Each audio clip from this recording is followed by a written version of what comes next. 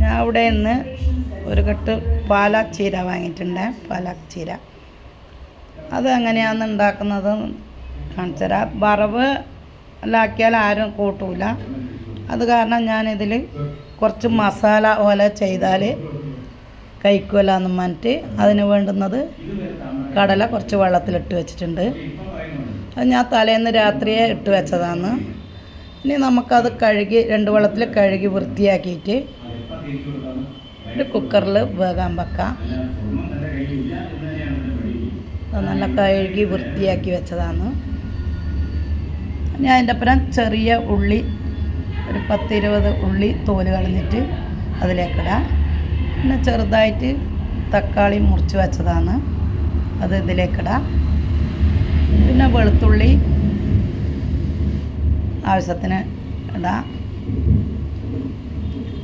ഇതിലേക്ക് കുറച്ച് മഞ്ഞൾപ്പൊടി,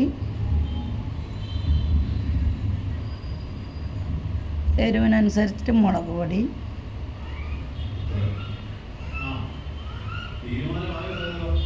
മല്ലി പൊടി വറുത്തെടുക്കാം. നമുക്ക് കുരുമുളകും വറുക്കാൻ എടുക്കുന്നുണ്ട്. പെരുംജീരകം ഇതിൻ്റെ കൂടെ വറുക്കണം.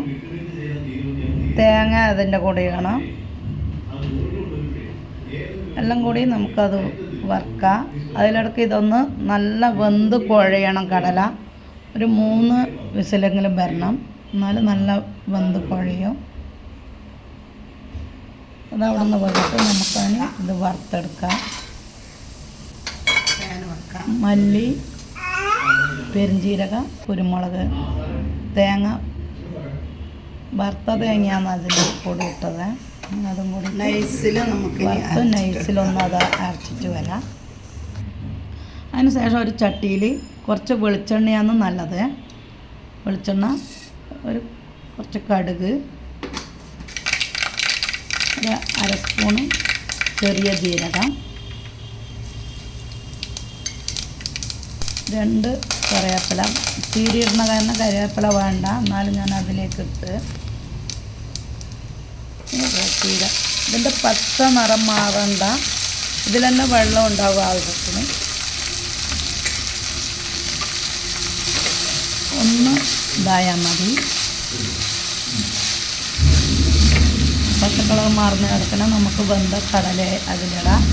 ഞാൻ കടലയിൽ ഉപ്പിട്ടിട്ടില്ല, അത് കാരണം ഇതിലേക്ക് ആവശ്യത്തിനുള്ള ഉപ്പിടുന്നുണ്ട്. ചീരയും ഇട്ടിട്ട്